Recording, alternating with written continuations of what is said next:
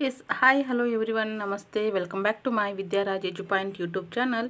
ಸ್ನೇಹಿತರೆ, ಇವತ್ತಿನ class current ಅಫೇರ್ಸ್ದ ಕೆಲವೊಂದಷ್ಟು ಪ್ರಶ್ನೋತ್ತರಗಳನ್ನು ಇವತ್ತಿನ ಕ್ಲಾಸಲ್ಲಿ ಚರ್ಚೆ ಮಾಡ್ತಾ ಹೋಗೋಣ. ಪ್ರತಿನಿತ್ಯ ಆಗದೆ ಹೋದರೂ ಸಹ ನಾನು ಆಗಾಗ ಒಂದು 10, 5 ಕರೆಂಟ್ ಅಫೇರ್ಸ್ಗಳ ಬಗ್ಗೆ ನಿಮಗೆ ಕೆಲವೊಂದಷ್ಟು ಪ್ರಶ್ನೆಗಳನ್ನು ಕೊಡ್ತಾ ಇರ್ತೀನಿ. ಇವತ್ತು ಕೂಡ ಸಾಧ್ಯ ಆದರೆ ಒಂದು 10 ಪ್ರಶ್ನೆಗಳನ್ನು ವಿವರಣೆ ಸಮೇತ ನೋಡ್ಕೊಳ್ಳೋಣಂತೆ, ಸರಿನಾ? ಹಾಗಿದ್ರೆ ಬನ್ನಿ 11ನೇ ಪ್ರಶ್ನೆ ಏನು ಅಂತ ನೋಡೋಣ. ಕರೆಂಟ್ ಅಫೇರ್ಸ್ದು ಅಂದರೆ ಪ್ರಚಲಿತ ಘಟನೆಯದ್ದು.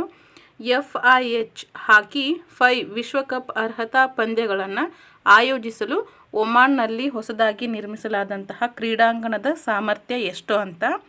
ಆದರೆ ಆಪ್ಷನ್ಸ್ ನೋಡ್ಕೊಳ್ಳಿ. 2,000 ಪ್ರೇಕ್ಷಕರು, 5,000 ಪ್ರೇಕ್ಷಕರು, 10,000 ಪ್ರೇಕ್ಷಕರು, 15,000 ಪ್ರೇಕ್ಷಕರನ್ನು ಅದು ಒಳಗೊಳ್ಳುವಂತಹ ಸಾಮರ್ಥ್ಯ ಇದೆಯಾ ಅಂತಕ್ಕಂಥದ್ದು ಪ್ರಶ್ನೆ ಆಗಿರುತ್ತೆ.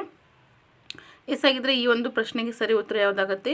ಆಪ್ಷನ್ ಬಿ ಇದೆ ನೋಡಿ, 5,000 ಪ್ರೇಕ್ಷಕರು ಅಂತಕ್ಕಂಥದ್ದು. FIH ಹಾಕಿ 5 ವಿಶ್ವಕಪ್ ಅರ್ಹತಾ ಪಂದ್ಯಗಳನ್ನು ಆಯೋಜಿಸಲು ಒಮಾನ್ನಲ್ಲಿ ಹೊಸದಾಗಿ 5,000 ಪ್ರೇಕ್ಷಕರನ್ನು ಅದು ಒಳಗೊಳ್ಳುವಂತಹ ಸಾಮರ್ಥ್ಯವನ್ನು ಯಾವುದು ಕ್ರೀಡಾಂಗಣ ಹೊಂದಿದೆ ಅಂತಕ್ಕಂಥದ್ದನ್ನ ಗಮನಿಸ್ಕೊತೀವಿ. ಅದೇ ವಿವರಣೆ ಇಲ್ಲಿದೆ ನೋಡಿ. ಈ ಒಂದು FIH ಹಾಕಿ 5 ವಿಶ್ವಕಪ್ ಅರ್ಹತಾ ಪಂದ್ಯಗಳನ್ನು ಆಯೋಜಿಸಲು ಒಮಾನ್ನಲ್ಲಿ ಹೊಸದಾಗಿ ನಿರ್ಮಿಸಲಾದಂತಹ ಕ್ರೀಡಾಂಗಣ 5,000ಕ್ಕೂ ಹೆಚ್ಚು ಪ್ರೇಕ್ಷಕರ ಸಾಮರ್ಥ್ಯವನ್ನು ಹೊಂದಿದೆ ಅಂತಕ್ಕಂಥದ್ದನ್ನು ಗಮನಿಸ್ಕೊತೀವಿ ಸ್ನೇಹಿತರೆ. ಆ್ಯಂಡ್ ಹೊಸದಾಗಿ ಯಾರೆಲ್ಲ ಕ್ಲಾಸನ್ನು ನೋಡ್ತಾ ಇದ್ರು ಅವರು ಸಬ್ಸ್ಕ್ರೈಬ್ ಮಾಡಿಕೊಂಡು ಕ್ಲಾಸನ್ನು ನೋಡಿ. ಆ್ಯಂಡ್ ಕ್ಲಾಸ್ ಇಷ್ಟ ಆತಂದರೆ ನಿಮಗೆ ಪ್ಲೀಸ್ ಲೈಕ್ ಮಾಡಿ ಸ್ನೇಹಿತರೆ, ಓಕೆನಾ? ನಿಮ್ಮ ಫ್ರೆಂಡ್ಸ್ಗೂ ಸಹ ಯಾರಾದರೂ ಕರೆಂಟ್ ಅಫೇರ್ಸ್ದು, GK ಕ್ಲಾಸು, ಕಂಪ್ಯೂಟರು, ಯಾವುದಾದ್ರೂ ಮಾಹಿತಿ ನಿಮಗೆ ಸೋಷಿಯಲ್ ಸೈನ್ಸ್ದು ಬೇಕು ಅನ್ನೋದಾದರೆ ಖಂಡಿತ ನಮ್ಮ ಚಾನಲ್ಗೆ ಜಾಯ್ನ್ ಆಗಿ. ಇಷ್ಟು ಅಲ್ಲದೆ ಇನ್ನೂ ಹೆಚ್ಚೆಚ್ಚು ಬೇರೆ ಬೇರೆ ಸಬ್ಜೆಕ್ಟಿಗೂ ಸಂಬಂಧಿಸಿದಂತೆ ಕ್ಲಾಸ್ಗಳನ್ನು ಕೊಡಲಿಕ್ಕೆ ನಾನು ಪ್ರಯತ್ನ ಮಾಡ್ತೀನಿ, ಓಕೆನಾ? ಆಗಿದ್ರೆ ಬನ್ನಿ ನೆಕ್ಸ್ಟ್ ಪ್ರಶ್ನೆ ನೋಡೋಣ. 12ನೇ ಪ್ರಶ್ನೆ. ವೈಬ್ರೆಂಟ್ ಗುಜರಾತ್ ಗ್ಲೋಬಲ್ ಶೃಂಗಸಭೆಗೆ ಮುಂಚಿತವಾಗಿ ಯಾವ ವಲಯವು 86 ಶತಕೋಟಿ ಮೌಲ್ಯದ ಕಾರ್ಯತಂತ್ರದ ಹೂಡಿಕೆಗಳನ್ನು ಕಂಡಿದೆ? ಹಾಗಿದ್ರೆ ಆಪ್ಷನ್ ಎ ಬಂದು ಮಾಹಿತಿ ತಂತ್ರಜ್ಞಾನ, ಆಪ್ಷನ್ ಬಿ ಶಕ್ತಿ, ತೈಲ ಮತ್ತು ಅನಿಲ, ಆಪ್ಷನ್ ಸಿ ಬಂದು ಆರೋಗ್ಯ ರಕ್ಷಣೆ, ಆಪ್ಷನ್ ಡಿ ಪ್ರವಾಸೋದ್ಯಮ ಅಂತಕ್ಕಂಥದ್ದು. ಹಾಗಿದ್ರೆ ಉತ್ತರ ಯಾವುದಾಗತ್ತೆ ಸ್ನೇಹಿತರೆ? ಆಪ್ಷನ್ ಬಿ ಇದೆ ನೋಡಿ, ಶಕ್ತಿ, ತೈಲ ಮತ್ತು ಅನಿಲ ಅಂತಕ್ಕಂಥದ್ದು ವೈಬ್ರೆಂಟ್. ಸ್ವಲ್ಪ ವಿವರಣೆ ನೋಡ್ತಾ ಹೋಗ್ಬಿಡೋಣ ಅಂದರೆ ಈಸಿ ಆಗುತ್ತೆ. ವೈಬ್ರೆಂಟ್ ಗುಜರಾತ್ ಗ್ಲೋಬಲ್ ಶೃಂಗಸಭೆಗೆ ಮುಂಚಿತವಾಗಿ ಭಾರತದ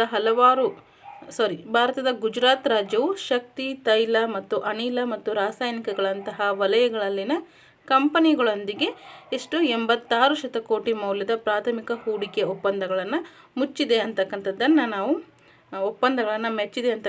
ನಾವು ಇಲ್ಲಿ ಗಮನಿಸ್ಕೊಳ್ತೀವಿ ಸ್ನೇಹಿತರೆ. ಆಗಿದ್ರೆ ಮುಂದಿನ ಪ್ರಶ್ನೆ ನೋಡೋಣ. 13ನೇ ಪ್ರಶ್ನೆ ಯಾವುದು ಅಂತ. ಆಗಿದ್ರೆ 13ನೇ ಪ್ರಶ್ನೆ ನೋಡಿ.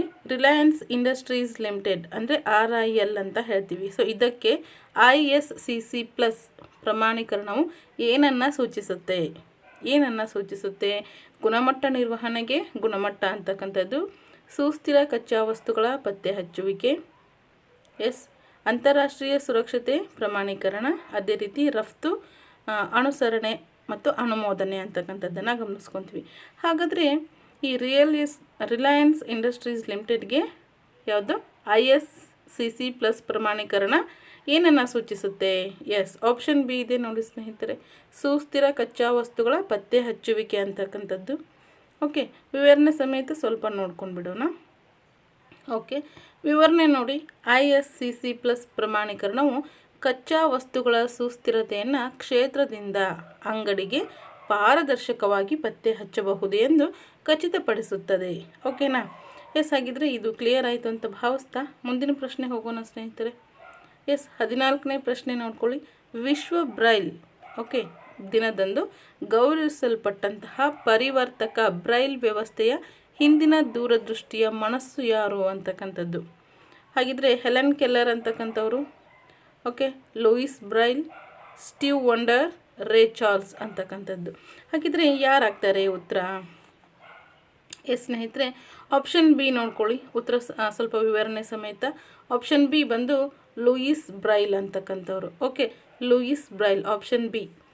ವಿಶ್ವ ಬ್ರೈಲ್ ದಿನವನ್ನು ವಾರ್ಷಿಕವಾಗಿ ಜನವರಿ 4 ಓಕೆ, ಲೂಯಿಸ್ ಬ್ರೈಲ್ ಅವರಿಗೆ ಗೌರವಾರ್ಥಕವಾಗಿ ಆಚರಣೆ ಮಾಡಲಾಗುತ್ತೆ ಸ್ನೇಹಿತರೆ, ನೆನ್ಪಿಟ್ಕೊಳ್ಳಿ. ಮೋಸ್ಟ್ ಇಂಪಾರ್ಟೆಂಟ್ ಆಗಿರುತ್ತೆ ಇದು. ಏನು, ಜನವರಿ 4ರಂದು ಲೂಯಿಸ್ ಬ್ರೈಲ್ ಅವರಿಗೆ ಗೌರವಾರ್ಥಕವಾಗಿ ಯಾವುದನ್ನು, ವಿಶ್ವ ಬ್ರೈಲ್ ದಿನವನ್ನು ಆಚರಣೆ ಮಾಡಲಾಗುತ್ತೆ. ಪರಿವರ್ತಕ ಬ್ರೈಲ್ ವ್ಯವಸ್ಥೆಯ ಹಿಂದಿನ ದೂರದೃಷ್ಟಿಯ ಮನಸ್ಸಾಗಿರುತ್ತೆ ಅಂತಕ್ಕಂಥದ್ದನ್ನು ಗಮನಿಸ್ಕೊತೀವಿ. ಹಾಗಿದ್ರೆ ಮುಂದಿನ ಪ್ರಶ್ನೆ ಹೋಗೋಣ. ಮುಂದಿನ ಪ್ರಶ್ನೆ ನೋಡಿ, 15ನೇ ಪ್ರಶ್ನೆ. ಭಾರತೀಯ ರಿಸರ್ವ್ ಬ್ಯಾಂಕ್ ಪ್ರಕಾರ FY24ದ ಕೊನೆಯ 2 ತ್ರೈಮಾಸಿಕಗಳಲ್ಲಿ ಭಾರತಕ್ಕೆ ನಿರೀಕ್ಷಿತ GDP ಬೆಳವಣಿಗೆ ಏನು? 5.5% ಆಗಿರುತ್ತೆ, 6.0 ಆಗಿರುತ್ತೆ, 6.5 and 7.0 ಅಂತಕ್ಕಂಥದ್ದು. ಹಾಗಿದ್ರೆ ನಿರೀಕ್ಷಿತ ಬೆಳವಣಿಗೆ ಯಾವುದು? ಉತ್ತರ ಬಂದು ಆಪ್ಷನ್ ಡಿ ಇದೆ ನೋಡಿ. ಆಪ್ಷನ್ ಡಿ ಇದು ಸರಿ ಉತ್ತರ ಆಗುತ್ತೆ. ಓಕೆನಾ? ಸ್ವಲ್ಪ ವಿವರಣೆ ಇದೆಯಾ? ಇದೆ. ವಿವರಣೆ ಏನಪ್ಪ, ಭಾರತೀಯ ರಿಸರ್ವ್ ಬ್ಯಾಂಕ್ FY24 ಕೊನೆಯ 2 ತ್ರೈಮಾಸಿಕಗಳಲ್ಲಿ ಸ್ನೇಹಿತರೆ GDP ಬೆಳವಣಿಗೆಯಲ್ಲಿ ಅನುಕ್ರಮವಾದ ನಿಧಾನಗತಿಯಲ್ಲಿ ನಿರೀಕ್ಷಿಸುತ್ತೆ. ಒಟ್ಟಾರೆ GDP 7% ಅಷ್ಟು ಇರುತ್ತೆ ಅಂತಕ್ಕಂಥದ್ದನ್ನು ಗಮನಿಸ್ಕೊತೀವಿ. ಓಕೆನಾ? ಬನ್ನಿ ಹಾಗಿದ್ರೆ ಮುಂದಿನ ಪ್ರಶ್ನೆ ನೋಡ್ಕೊಳ್ಳೋಣ. ಓಕೆ, 16ನೇ ಪ್ರಶ್ನೆ ನೋಡಿ. ಕೊಚ್ಚಿ ದ್ವೀಪಗಳ ಜಲಾಂತರ್ಗಾಮಿ ಆಪ್ಟಿಕಲ್ ಫೈಬರ್ ಕೇಬಲನ್ನು ಯಾರು ಹಾಕಿದರು? BSNL, ರಿಲಯನ್ಸ್ ಇಂಡಸ್ಟ್ರೀಸಾ ಅಥವಾ NTPC, NEC ಅಂತಕ್ಕಂಥದ್ದು. ಹಾಗಿದ್ರೆ ಉತ್ತರ ನೋಡ್ಕೊಳ್ಳೋಣ ಸ್ನೇಹಿತರೆ. ಉತ್ತರ ಬಂದು ಆಪ್ಷನ್ ಎ ಆಗಿರುತ್ತೆ. BSNL ಅಂತ ಹೇಳ್ತೀವಿ. Option A BSNL. ವಿವರಣೆ ನೋಡ್ಕೊಳ್ಳಿ ಸ್ವಲ್ಪ. ಕೊಚ್ಚಿ ದ್ವೀಪಗಳ ಜಲಾಂತರ್ಗಾಮಿ ಆಪ್ಟಿಕಲ್ ಫೈಬರ್ ಕೇಬಲನ್ನು BSNL ಹಾಕಿತು ಮತ್ತು ಯೋಜನೆಯನ್ನು ಜಪಾನಿನ ಸಂಸ್ಥೆಯಾದಂತಹ NEC ಕಾರ್ಯಗತಗೊಳಿಸಿತು ಅಂತಕ್ಕಂಥದ್ದನ್ನು ಗಮನಿಸ್ಕೊತೀವಿ. ಸರಿನಾ? ಹಾಗಿದ್ರೆ ಸ್ನೇಹಿತರೆ ಇದು ಕ್ಲಿಯರ್ ಆಯ್ತಂತ ಭಾವಿಸ್ತಾ ಮುಂದಿನ ಪ್ರಶ್ನೆ ಹೋಗೋಣ. 17ನೇ ಪ್ರಶ್ನೆ. ಸುಧಾರಿತ ಲಾಭದಾಯಕತೆಗೆ ಕೊಡುಗೆ ನೀಡಿದಂತಹ PNB ಹೌಸಿಂಗ್ ಫೈನಾನ್ಸ್ ಲಿಮಿಟೆಡ್ನ ಪೋರ್ಟ್ಫೋಲಿಯೋದ ಗಮನ ಏನು ಅಂತಕ್ಕಂಥದ್ದು ಪ್ರಶ್ನೆ ಆಗಿರುತ್ತೆ. ಯಾವುದು? ಕಾರ್ಪೊರೇಟ್ ಸಾಲಗಳು, ಚಿಲ್ಲರೆ ಸಾಲಗಳು, ಕೃಷಿ ಸಾಲಗಳು ಆ್ಯಂಡ್ ಮೂಲಸೌಕರ್ಯಗಳ ಸಾಲಗಳು ಅಂತಕ್ಕಂಥದ್ದು. ಆಗಿದ್ರೆ ಸ್ನೇಹಿತರೆ ಉತ್ತರ ಏನು? ಬಿ ಇದೆ ನೋಡಿ ಆಪ್ಷನ್, ಚಿಲ್ಲರೆ ಸಾಲಗಳು ಅಂತಕ್ಕಂಥದ್ದು. ವಿವರಣೆ ಇದೆಯಾ? ಒಂದು ಸ್ವಲ್ಪ ವಿವರಣೆ ನೋಡ್ಕೊಳ್ಳೋಣ.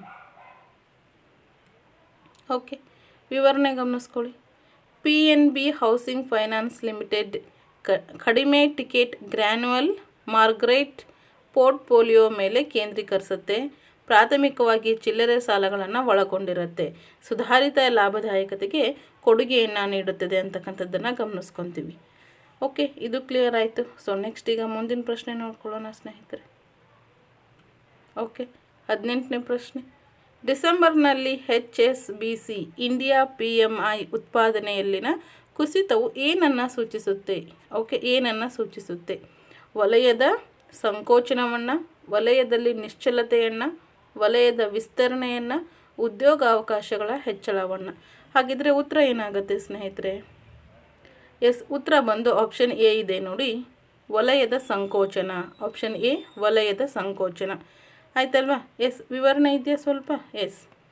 ವಿವರಣೆ ನೋಡ್ಕೊಳ್ಳಿ.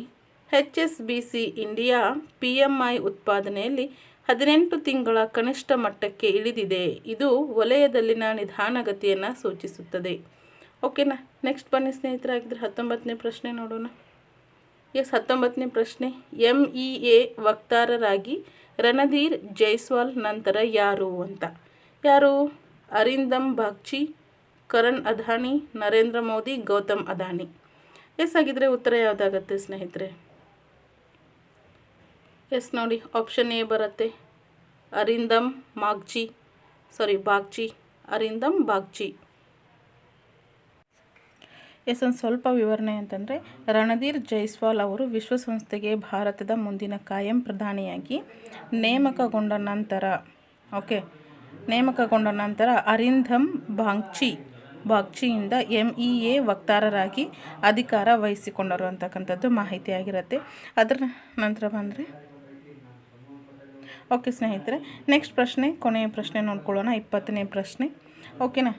ವೈಬ್ರೆಂಟ್ ಗುಜರಾತ್ ಗ್ಲೋಬಲ್ ಇನ್ವೆಸ್ಟರ್ಸ್ ಶೃಂಗಸಭೆಯನ್ನು ಯಾವ ಭಾರತೀಯ ರಾಜ್ಯವು ಆಯೋಜಿಸಿದೆ ಅಂತಕ್ಕಂಥದ್ದು ಪ್ರಶ್ನೆ. ಮಹಾರಾಷ್ಟ್ರ, ಗುಜರಾತ್, ರಾಜಸ್ಥಾನ್, ತಮಿಳುನಾಡು ಅಂತಕ್ಕಂಥದ್ದು. ಸೊ ಹಾಗಾದರೆ ಉತ್ತರ ಯಾವುದು? ಸ್ನೇಹಿತರೆ, ಆಪ್ಷನ್ ಬಿ ಇದೆ ನೋಡ್ಕೊಳ್ಳಿ, ಗುಜರಾತ್ ಅಂತಕ್ಕಂಥದ್ದು. ಓಕೆನಾ. ಈ ಪ್ರಶ್ನೆಗೆ ಆಪ್ಷನ್ ಬಿ ಉತ್ತರ ಆಗುತ್ತೆ. ಸ್ವಲ್ಪ ವಿವರಣೆ ಇದೆಯೇ? ಇದೆ ನೋಡಿ. ವಿವರಣೆ ಏನು ಹಾಗಿದ್ರೆ? ವೈಬ್ರೆಂಟ್ ಗುಜರಾತ್ ಗ್ಲೋಬಲ್ ಇನ್ವೆಸ್ಟರ್ಸ್ ಶೃಂಗಸಭೆಯು ಗುಜರಾತ್ನ ಗಾಂಧಿನಗರದಲ್ಲಿ ನಡೆಯಿತು ಅಂತಕ್ಕಂಥದ್ದು ಒಂದು ಇಂಪಾರ್ಟೆಂಟ್ ಆದಂತಹ ಮಾಹಿತಿಯಾಗಿರುತ್ತೆ. ಐ ಥಿಂಕ್ ಈ ಎಲ್ಲ ಮಾಹಿತಿ ನಿಮಗೆ ಖಂಡಿತ ಇಷ್ಟ ಆಗಿದೆ ಅಂತ ಅನ್ಕೊತೀನಿ ಸ್ನೇಹಿತರೆ. ಇಷ್ಟ ಆಗಿದ್ದರೆ ಲೈಕ್ ಮಾಡಿ, ಶೇರ್ ಮಾಡಿ, ಸಬ್ಸ್ಕ್ರೈಬ್ ಮಾಡ್ಕೊಳ್ಳಿ. ಇದೇ ರೀತಿ ಸಪೋರ್ಟ್ ಮಾಡ್ತಾಯಿರಿ ಅಂತ ಹೇಳ್ತಾ, ಸೊ ಮತ್ತೊಂದು ವಿಡಿಯೋಂದಿಗೆ ಮತ್ತೆ ಸಿಗ್ತೀನಿ. Thank you so much for every one.